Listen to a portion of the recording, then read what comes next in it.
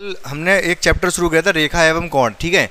तो इसमें पूरा कंसेप्ट समझा दिया था मैंने, कौन कौन से कोण होते हैं, किस तरीके से होते हैं। आज हमें कुछ क्वेश्चंस प्रैक्टिस करने होंगे, इतने क्वेश्चन प्रैक्टिस कर लेंगे कि आपको पूरा कंसेप्ट क्लियर हो जाए और क्वेश्चन इससे बाहर ना जाए, ठीक है। तो सबसे पहले जो मैं क्वेश्चन बताने जा रहा हूँ वो आपके कंसेप्ट में जो बुक है उसके जो कुछ अच्छे अच्छे क्वेश्चन हैं, जो आपके डाउट्स हैं वो बता दे रहा हूँ मैं। सबसे पहले तो क्वेश्चन नंबर 11, ये इनकम्प्लीट क्वेश्चन है, इसमें परेशान होने की जरूरत नहीं है। यहाँ 140 दे रखा है, यहाँ 60 होगा ये, ठीक है, तब ये क्वेश्चन निकलेगा। 60 दे नहीं रखा है यहाँ पर, तो अगर ये 60 है 140 है तो ये पूछ रहा है इसमें क्या दे रखा है, ये वाली जो रेखा है, ये वाली जो रेखा है ये वाली समांतर है, ठीक है ना। तो सीधे सीधे कर देंगे इसको हम, बहुत ध्यान समझोगे। ये 60 दे रखा है ना, तो ये पूरा भी 60 होगा, ठीक है। लेकिन उससे पहले एक बात ध्यान से समझो, अगर ये 140 है ना तो ये 40 होगा। पूछो क्यों? इन दोनों का योगफल 180 होगा। एक कौन से कोण है ये? क्रमागत अंत्य कोण है ये। कौन से कोण है?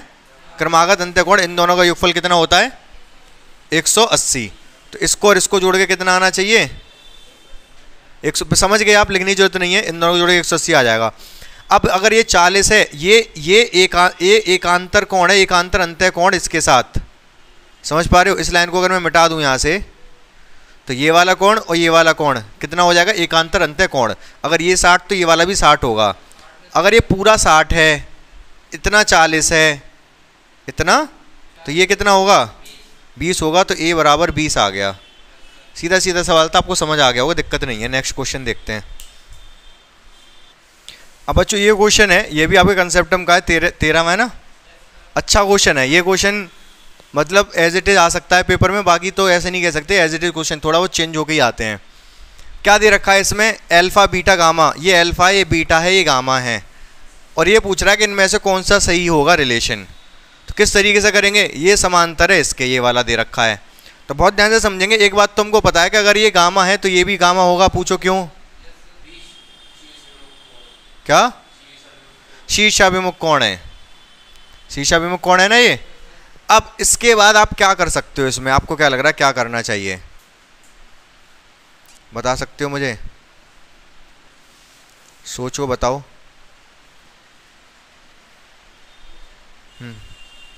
जल्दी सोच के बताओ, हल्का सा टाइम दे रहा हूं मैं आपको। अब बच्चों देखो, इस सवाल को करने के तरीके बहुत सारे हो सकते हैं। इसमें थोड़ा बहुत कंस्ट्रक्शन करना पड़ेगा, कंस्ट्रक्शन में रचना करनी पड़ेगी। एक तो ये है कि इसको आगे बढ़ा दो, या फिर इसको आगे बढ़ा दो, या फिर जो सबसे पहले मेरे दिमाग में आ रहा है कि भैया इसको बढ़ा दो, सीधे सीधे हो जाएगा ये। हाँ, क्या बन जाएगा? त्रिभुज। हाँ, त्रिभुज बन जाएगा। अब देखो ये पूरा है बीटा, पूरा क्या है? ये पूरा अल्फा है। अब एक काम करो आप, इसमें एक काम क्या करोगे? क्या लग रहा है आपको क्या होना चाहिए अब बताओ। हाँ, आधा नहीं लिख सकते, चलो मान लो आधा ही मान लो आप, ठीक है। ये अल्फा बाई 2, ये बीटा बाई 2, ये अल्फा बाई 2, ये बीटा बाई 2। उसके बाद क्या करोगे? ठीक है, फिर उसके बाद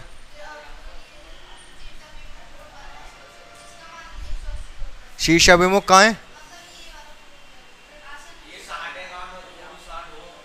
60 कहाँ है? 60 वाट कुछ नहीं है। आसन, ये दोनों, ये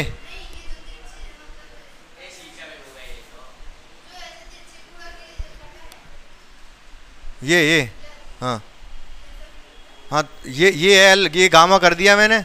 आगे बताओ।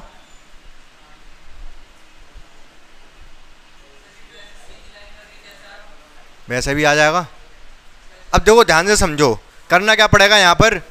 अगर वैसे तो ये अल्फा बाई 2 और ये अल्फा बाई 2 नहीं है, लेकिन अगर मान के कर भी दोगे तो कोई दिक्कत वाली बात नहीं है, ठीक है। चलो मैं मान भी नहीं रहा, नहीं तो फिर आप गलत कंसेप्ट सीख लोगे। ये पूरा अल्फा है और ये पूरा बीटा है। मान लो ये वाला है x और ये है y। हमें एक बात पता है, x plus y plus gamma बराबर 180।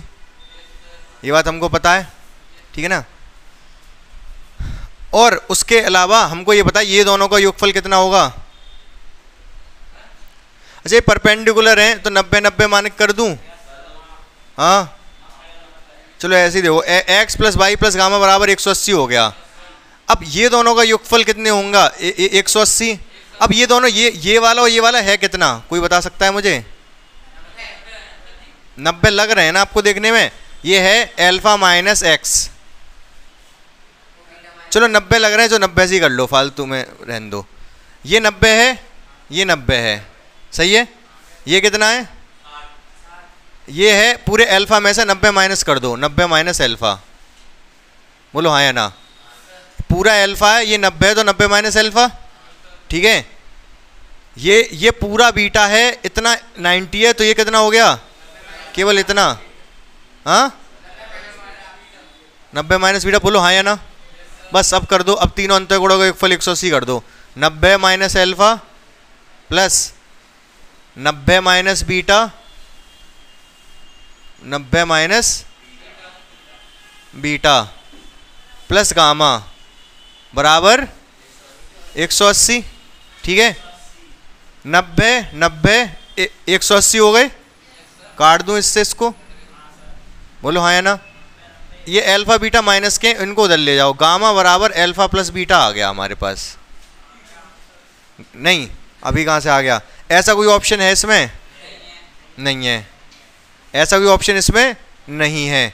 तो अब हमको करना क्या होगा? इसमें हमको कुछ ऐसा ऑप्शन बैठाना होगा, अल्फा प्लस बीटा की जगह गामा रख दूं मैं। अल्फा प्लस बीटा की गामा अगर मैंने रख दिया तो गामा बराबर आ जाएगा आपका 90। कोई ऑप्शन बनेगा नहीं इसमें। कैसे? ऊपर से लाइन करके, तो ऊपर से लाइन करके बता दूंगा, रुको। देखो इसमें से भी हो जाएगा ये, यहाँ से एक और रिलेशन बनाने पड़ेंगे, फिर एक ये वाला मेथड देख लो, फिर यहाँ से सीधा सीधा हो जाएगा ये गामा है। बहुत ध्यान से सुनते रहना मेरी बात को। लेकिन मैं क्या कर रहा हूँ, ये पूरा अल्फा दे रखा है, ये पूरा बीटा दे रखा है, सही बात है। मैं क्या कर रहा हूँ, मैं इसको लाइन को आगे बढ़ा दे रहा हूँ, ये वाली लाइन, और ये तो आगे बढ़ हो ही जाएगी। अगर ये अल्फा है तो ये कितना होगा? हाँ, ये पूरा अल्फा है तो ये कितना? ये एक सीधी रेखा है, हाँ 180 माइनस अल्फा, बिल्कुल सही बात है। 180 माइनस, ठीक है। ये वाला कौन कौन बताएगा कितना होगा?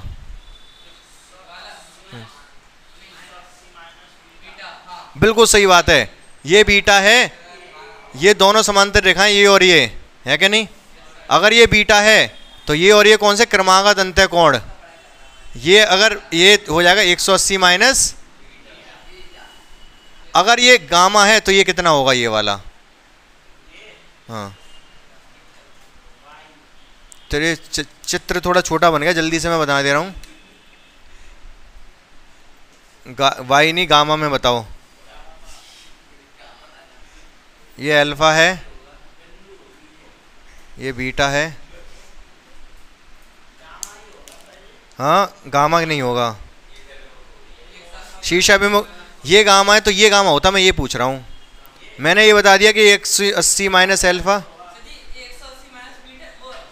सही बात है। ये गामा, भाई रैखिक कोण है दोनों, इन दोनों का योगफल 180 होगा, तो कितना हो जाएगा ये?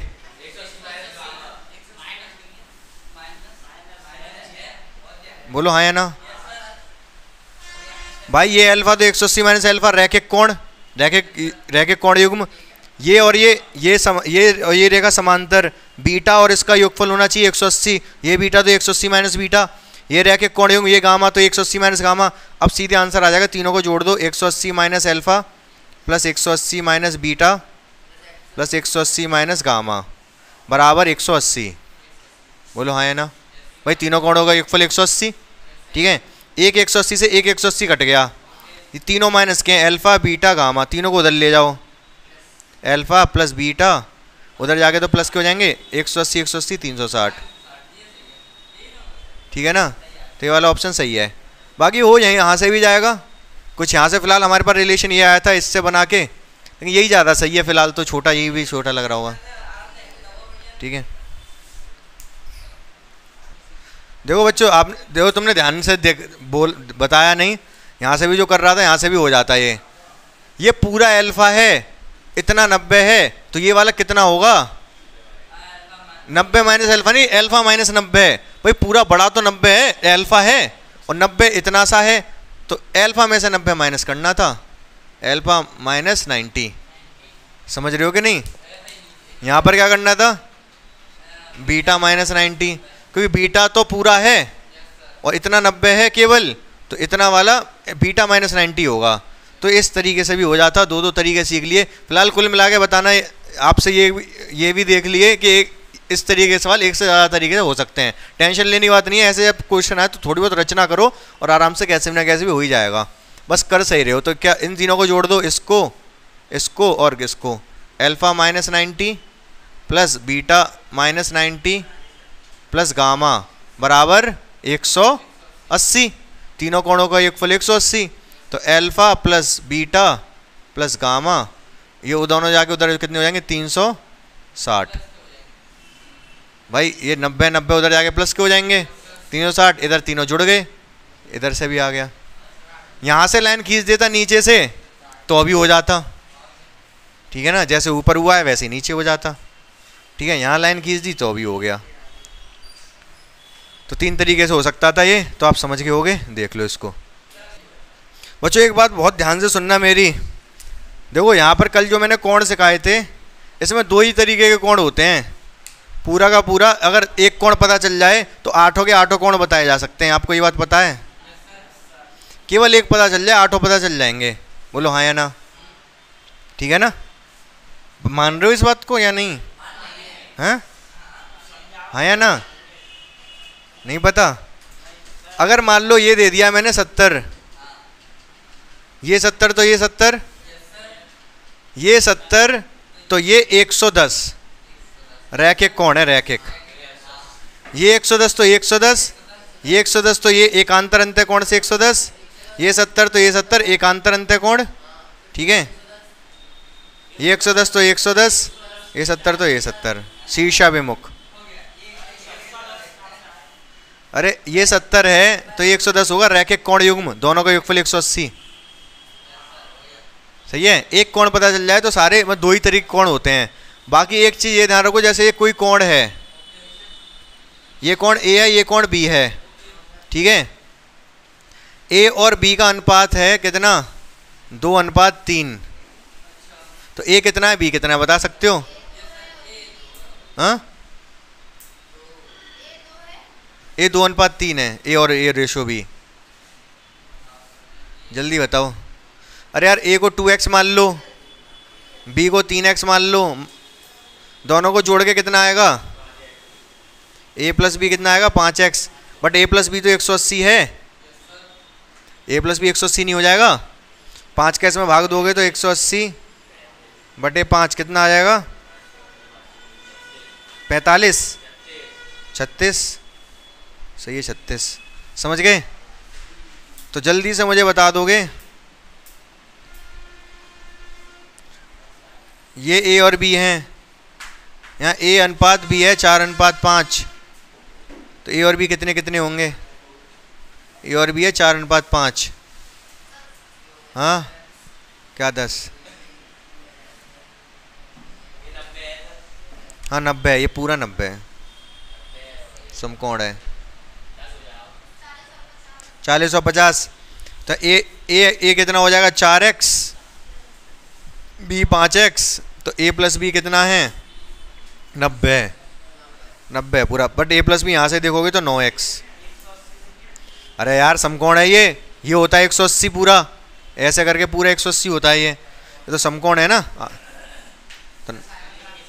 तो ये कट जाएगा 10 बार, 10 आ गया तो 10 रखोगे तो 40, यहाँ 10 रखोगे तो 50, ठीक है। यहाँ x की वैल्यू तो आई थी 36, a और b कितने हो जाएंगे, x की वैल्यू 36 आ गई थी, 2 गुणा 36 72 और 3 गुणा 36 108।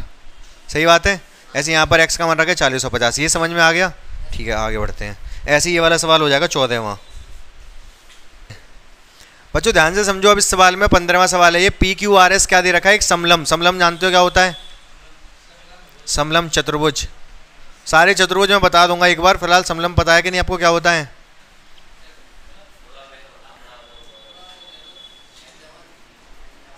ये है समलम। क्या होता है इसमें, ये दोनों भुजाएं समांतर होती हैं, बाकी कुछ नहीं पता क्या होता है क्या नहीं होता, कुछ भी छोटा बड़ा हो सकता है, बस एक चीज़ है कि ये दोनों भुजाएं समांतर होती हैं। समझ गए या नहीं समझ गए? ठीक है। इसी तरीके से यहाँ पर जो पी एस है और क्यू आर है ये समांतर है। ठीक है, बोलो हाँ या ना। ये वाली भुजा इसके समांतर है। ठीक है, ये इसके समांतर दे रखी है, ये 90 दे रखा है, और क्यू आपसे पूछा जा रहा है। ठीक है, एक कुछ चीज़ और दे रखी हुई कौन कोई, ये देखो बच्चों ये 20 दे रखा है। ठीक है, तो अब बताओ क्या क्या करना, थीटा कैसे निकलेगा? अच्छा थीटा निकल कब सकता है? अगर ये वाला पता चल जाए तो थीटा पता चल जाएगा। कैसे? अगर ये वाला पता चल जाए तो क्या थीटा पता चल जाएगा? सिर्फ मेरा सवाल इतना है। हाँ बिल्कुल, एकांतर, ये जो थीटा है एकांतर इस पूरे के साथ, थीटा एकांतर अंतःकोण है पूरे के साथ। अगर ये पता चल जाए तो हमको ये थीटा भी पता चल जाएगा। ठीक है, तो अब इस 20 से क्या क्या फ़ायदा हो सकता है हमको? 20 दे रखा है, इससे क्या क्या, और ये 90 दे रखा है, इसका क्या फ़ायदा उठा सकते हैं? सोचो बताओ, आसान होते हैं, थोड़ा सा दिमाग लगाओ तो हो जाते हैं सवाल। और एक और चीज़ बच्चों, इसमें ये वाला भुजा इसके बराबर दे रखी है, तो अब तो बता ही दो, क्वेश्चन ख़त्म है अब तो। अगर ये भुजा इसके बराबर है तो कैसे होगा? हाँ, मैंने एक चीज़ पहले बता दी आपको कि ये वाला कोण अगर मिल जाए तो ये पूरा जितना है ना, पूरा एकांतर अंत है थीटा के साथ। अरे यार ये पूरा जो थीटा है, अगर मैं इसको x मान लूँ तो थीटा क्या है? 20 + x है। थीटा एकांतर अंत है इस पूरे के साथ। तो बस ये x पता चल जाए, कैसे पता चलेगा? अरे बिल्कुल ही घोंचू हो गया आप लोग। हाँ 90 क्यों होगा? 90 तो ये है ही है। हैं क्या? तो उससे क्या होगा? अरे भैया आप जो अपने दिमाग में सोच रहे हो वो ये सोच रहे हो कि जब ये वाली को, अरे भैया रुक जाओ, एक सेकंड। कैसे? आधा आधा सही कह रहे हैं। ये वाली भुजा अगर इसके बराबर होती है, ये वाला कोण इसके बराबर होता है, भुजाओं के सामने वाला। ठीक है ना, ये भुजा इसके बराबर है, जितना ये होगा इस भुजा के सामने कोण, इस भुजा के सामने उतना ही ये होगा x। अगर ये 90 है, अगर ये 90 है तो दोनों 45-45 होंगे, क्योंकि तीनों का योगफल इसका 180 होना चाहिए। 45-45 x आ गया 45, x के 45 रख दो, 20 + 45 कितना? 65। तो थीटा हो जाएगा 65। समझ गए कि नहीं? समझ आ गया 100%? अब बच्चों बहुत ध्यान से मेरी बात सुनना, जो मैं पूछता हूँ फटाफट बताते हो। त्रिभुज के तीनों अंतःकोणों का योगफल कितना होता है? चतुर्भुज के चारों अंतःकोणों का योगफल कितना होता है? हाँ 360। इन चारों का योगफल होता है 360। पंच भुज के सभी कोणों का योगफल कितना होता है? हाँ 540। और षटभुज के? षटभुज के 6 भुजा वाला जो होता है,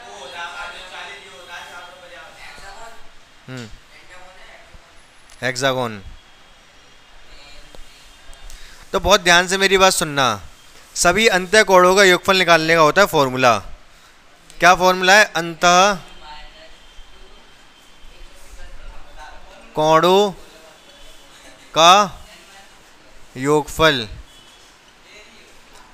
तो बच्चों बहुत ध्यान से देखोगे, अरे तो ये अंतःकोणों का योगफल, अंतःकोणों का योगफल, अंतःकोणों का योगफल, फॉर्मूला क्या होता है निकालने का? n-2 गुणा 180। तो किसी भी चीज़ का कोई भी भुजा वाला ये हो आकृति, उसके कोणों अंतःकोणों का योगफल निकालने का ये फॉर्मूला है। समझ रहे हो ना मेरी बात को? अब फॉर्मूला ये भूलोगे नहीं आप, अगर आप मेरी एक बात ध्यान रख लोगे तो। आपको पता है कि त्रिभुज के अंतःकोणों का योगफल कितना होता है? 180। 180 में मुझे 1 की गुणा करनी है, किसकी?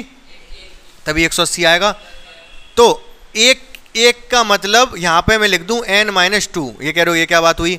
n क्यों? क्योंकि त्रिभुज के लिए n का मतलब 3। समझ रहे हो ना? त्रिभुज के लिए n की वैल्यू 3। एक कब आएगा यहाँ पर, एक कब आएगा जब 3 में से 2 घटा दूंगा। मैंने कहा कि त्रिभुज के लिए मुझे यहाँ 1 चाहिए, त्रिभुज के लिए यहाँ 1 चाहिए, तो 1 कब आएगा जब इस 3 त्रिभुज के लिए 3 नंबर होता है, तो 3 में से 2 घटा दूंगा, तो फॉर्मूला बन गया n-2। फॉर्मूला याद रखने का तरीका बता रहा हूँ, ये मुझे 1 चाहिए था ना, यहाँ 1 कब मिलेगा जब 3 में से 2 घटा दूंगा। तो हाँ बिल्कुल सही बात है, करके देखो आप। 4 में से 2 घटाओगे तो कितना आएगा, 2 गुणा 180 360। पंचभुज का कितना आएगा 5, पंचभुज के लिए 5, 5 में से 3 540। षटभुज अगर होगा तो रख दोगे 6, 4 180 में 720। समझ गए कि नहीं समझ गए। तो ये अंतःकोण होगा, योगफल का फॉर्मूला है, इससे आपके काफ़ी क्वेश्चन हो जाएंगे 19 20 जो भी दे रखे हैं, ठीक है। अब बच्चों ध्यान से देखोगे, एक क्वेश्चन ये है कि सभी अंतःकोण पता नहीं कितने हैं, इसमें पता नहीं भुजाएं कितनी है, लेकिन सबका योगफल कितना है 1440। तो कोई बात नहीं, हम इक्वल में 1440 लगा देंगे, बराबर n-2 गुणा 180। 0 से 0 कट गया, 18 से ये कटेगा ही कटेगा, कितने बार 8 बार, सही बात है 8 बार। 2 इधर आके प्लस हो जाएगा 10, n बराबर कितना आ गया 10। तो 10 भुजाएं होंगी तब योगफल कितना आएगा 1440। समझ गए मेरी बात को। इस तरीके से सारे आपके क्वेश्चन हो जाएंगे। अच्छा बच्चों एक बात तो आपको समझ आ गई कि योगफल तो ये हो गया कोणों का योगफल ये, लेकिन किसी एक कोण की बात करें इसकी, जैसे त्रिभुज में अगर सम बाहु त्रिभुज है ये, तो तीनों 60 60 60 होते हैं।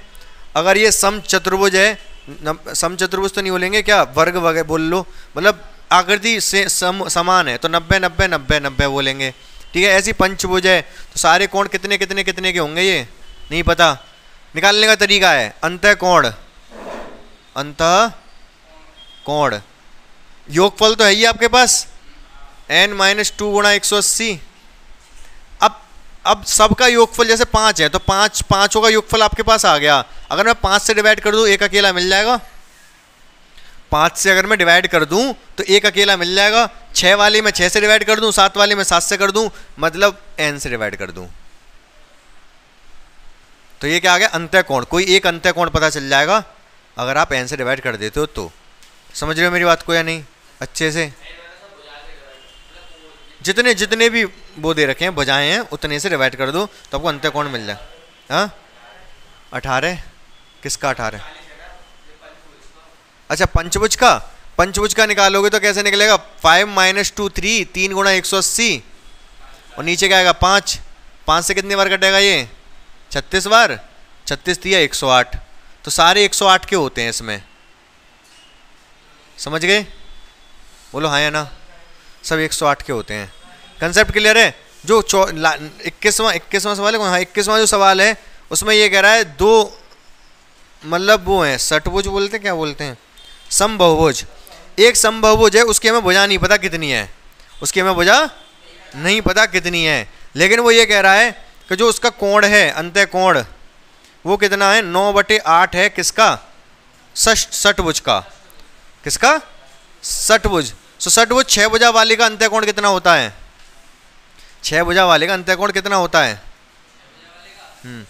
कैसे निकालोगे 6 लगा दो यहाँ, 6 - 2 4 गुणा 180/6, 6 से कितनी बार जाएगा ये 30, 30 दून चौके 120, 120 होता है ये 4, 6 - 2 छठभुज के लिए निकालना हूँ तो यानी ये 6 रखूँगा तो ये आ गया 120, तो 9/8 गुणा 120, 120 तो होता है षटभुज का। तो जो नया जो बहुभुज बनेगा उसका जो कोण होगा वो कितना होगा, 8 से काट दो कितने बार कटेगा ये, 8 से कट जाएगा ये 15 बार, और 15 निम्मे 105, तो उसका जो 135, हाँ 15 निम्मे 100, तो उसका जो कोण है वो 135 होगा। अब उसमें भुजाएं पूछी हैं, कोण पूछा अंतःकोण, कितनी भुजाएं होंगी उसमें, भुजाएं एक अंतःकोण तो पता चल गया हमें 135 है, तो भुजाएं कैसे पता करेंगे हम। जो नया बनने वाला है समबहुभुज उसका जो कोण है वो हमने पता कर लिया शर्ता अनुसार, क्वेश्चन के अनुसार। क्वेश्चन ने कहा था उसका जो अंतःकोण है वो 9/8 है षटभुज के कोण का। पहले तो हमने षटभुज का कोण निकाला कितना होता है इस फॉर्मूले से, बोलो हाँ या ना। वैसे तो ये डायरेक्ट, चलो कोई बात नहीं, डायरेक्ट तो तो ये निकाला हमने कोण 120 आया, 9/8 की गुणा करी 135। तो जो नया जो बनने वाला है उसका अंत्य कोण कितना आ गया 135। अब इस 135 को इस वाले के बराबर रख दो। कोण कितना है 135, एन का मान निकालना है, n-2 गुणा 180/n। सही बात है। 135 ये 45 से कटेगा 3 बार या 4 बार? कह रहे होगे इतना तगड़ा कैसे काट दिया? क्योंकि 45 हमें ये पता है ना, 180 वो जो ट्रिग्नोमेट्री में पढ़ा था हमने, ये 45 की 180 तो आता ही है, 90 दूनी 180 हो जाता है, और 90 में 45 जोड़ो तो 135 बनता है। मतलब 45 के उसमें आते हैं ये, समझ पाए? आप आराम से काट लें, कोई दिक्कत नहीं है। 3 बार कट गए, 4 बार कट गया। n को इधर ले आओ 3n, 4 गुणा कर दो 4n - 8, 8 को इधर ले आओ, 3n को इधर ले जाओ, 4n - 3n। तो 8 बराबर कितना आ गया n बराबर 8। तो जो नया जो बहुभुज होगा उसमें 8 भुजाएं होंगी। ये वाला 4n, 4 दूनी 8, 35। अब जो नया जो बहुभुज है उसका हमें अंत्यकोण पता चल गया, उसका अंत्यकोण पता चल गया, तो हम इसी में तो रखेंगे अंत्यकोण। यही तो होता है फॉर्मूला। अंत्यकोण ये 135 रख दिया और इसके बराबर रख के n का मान निकाल लिया। हाँ। कहाँ से 4n, 4 की गुणा n में करी 4n, 4 की गुणा 2 में करी 8, n इधर क्रॉस मल्टीप्लाई हो गया, 3 के पास चला गया 3n। ठीक है, समझ पाए कि नहीं समझ पाए? तो एक कोण निकाला पहले, उस कोण को हमने इस फॉर्म में दोबारा बराबर रख दिया, तो हमें पता चल गया क्या, भुजाएं पता चल गई उसकी। ठीक है, समझ नहीं आया?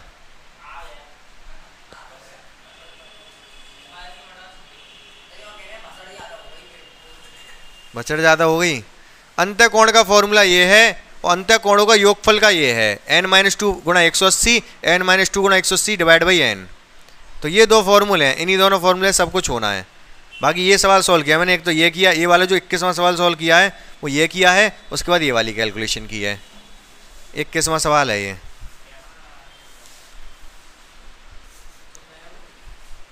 तो बच्चों ध्यान से देखो, ये वाला सवाल जो बता रहा हूँ मैं, आगे भी पढ़ोगे, वृत्त में भी पढ़ोगे। जैसे ये दो भुजाएं हैं, ठीक है, ये दो भुजाएं हैं, एक बिंदु ये है, इससे मैंने लंब डाल दिया यहाँ पर, इससे मैंने ये भी लंब डाल दिया।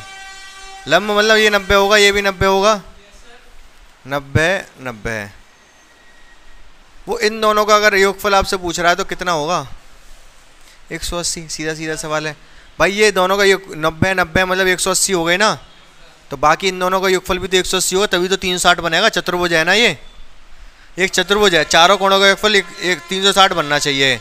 180 तो यही हो चुका है, तो इन दोनों को 180 होना पड़ेगा मिलके, तब 360 होगा। ये सीधा सवाल था, समझ आ गया ये भी? हाँ ठीक है ना। कुछ सवाल बच्चों देखो मैं अपनी तरफ से करा रहा हूँ, ध्यान से समझोगे, ध्यान से उनका आंसर दोगे।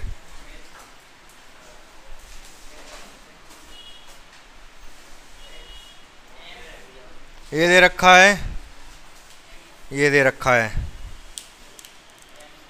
ये दे रखा है 68 और ये 52। ये पूछ रहा है आपसे, बता दो जल्दी से।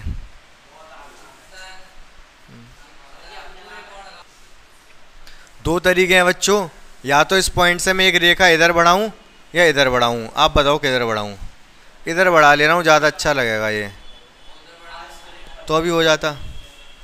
अब ये अगर 68 है तो ये भी 68 होगा। ये समांतर है इसके, तो ये हमने जो ये भुजा लिया ये दोनों के समांतर ही है, तो ये और ये समांतर है, ये 68 तो ये 68। इसी तरीके से ये 52 तो ये 52। सही है, 68 और 52 कितना हो गया 120। ये पूरा जोड़ के आ गया 120, मतलब ये पूरा 120 हो गया। जबकि पूरा कोण कितना होता है 360। ठीक है, अगर इस 120 को मैं माइनस कर दूं पूरे में से, तो यही बचेगा। तो ये x है, x क्या होगा x प्लस 120। इस x को और इस 120 को जोड़ूंगा तो ये आएगा 360। उधर चला जाएगा x बराबर 240। समझ आया ये? अच्छा सवाल था, ध्यान से देख लो। अगर बच्चों इसको हमने इधर बढ़ाया होता तो अभी हो जाता। ये 68 है तो ये कितना होगा?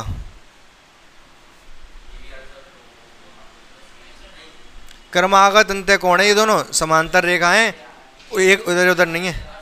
180 में 67 घटा दोगे कितना आएगा? 110, 112, 112 आ जाएगा ना, सही है। ये 52 है तो ये वाला कितना होगा? 180 माइनस 52 कितना आ जाएगा? 128। 128, इन दोनों को जोड़ दो, ये सही है। इन दोनों को जोड़ दो, 240 आ जाएगा। ऐसे देख लो।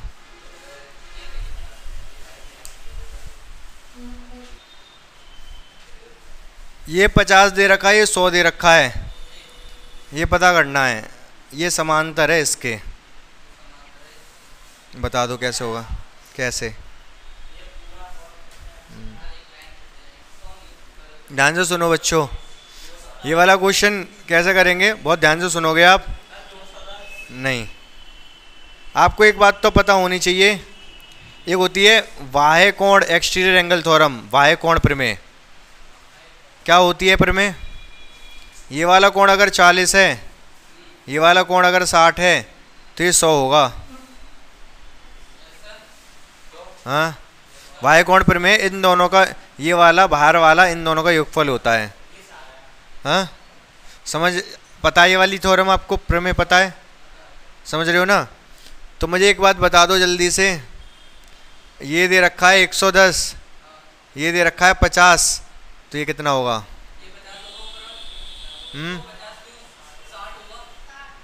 60 हो जाएगा भाई। इन दोनों का योगफल 110 आना चाहिए, 60 होगा तभी हो पाएगा। सही बात है, कोई दिक्कत नहीं है, बोलो हाँ या ना।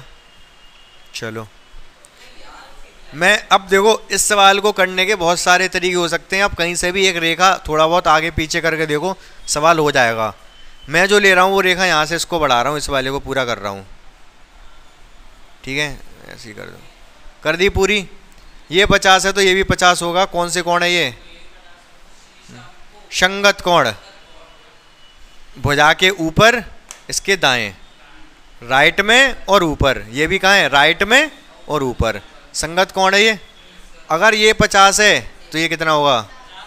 50 ही होगा ये भी। अरे पूछा ही नहीं, यही पूछा है। 50 50 100 होगा ना, इसलिए 50। हाँ क्या 130?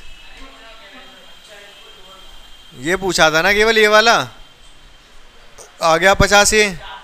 बोलो हाँ या ना। क्या नहीं पता होता? ये बाह्य कोण प्रमेय ना पता होती तो फिर और भी तरीके थे।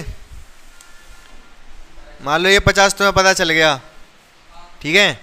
ये पता करना है ना तुम्हें, ये 100 है तो ये 80 होगा। तीनों को जोड़ के 180 आएगा, निकाल लो। सही है क्या नहीं? इसको x मान लो। क्या 200 आ रहा है यार, पता नहीं क्या कह रहे हो। इन तीनों को जोड़ के 180 आएगा तो यहाँ से भी x कितना 50 निकल के आ जाएगा, ठीक है? बाह्य कोण पर मैं ये कहती इन दोनों का योगफल ये होता है, तो मैंने बाह्य कोण से बता दिया था, फालतू में जोड़ने का झंझट खत्म हो गया था। अब तुम बताओ क्या कह रहे हो? ऊपर वाला 60 ऐसे किया मैंने, ये है बाह्य कोण 110, ये 50 है। इसमें क्या जोड़ूं मैं, यहाँ पर क्या रखूं, क्या जोड़ूं कि 110 आ जाए? 60, तभी तो 110 आएगा। या फिर ये कह सकते हो तो x मान लो, इसको ज़्यादा दिक्कत हो रही है तो x + 50 बराबर 110, 50 उधर जाके माइनस होगा 60। समझ गए? समझ गए ना? मैंने तो बाह्य कोण से किया था, सेम यही कंसेप्ट लगाया था। मैंने कहा ये 50 तो ये 50, ये कैसे आया 50? ये तो संगत कोण है। अब तो बाह्य कोण लगाइए, बाहर 100 है, ये 50, तो इसको 50 होना पड़ेगा, तभी तो दोनों जोड़ के 100 आएंगे। इसको 50 रख दिया, ठीक है?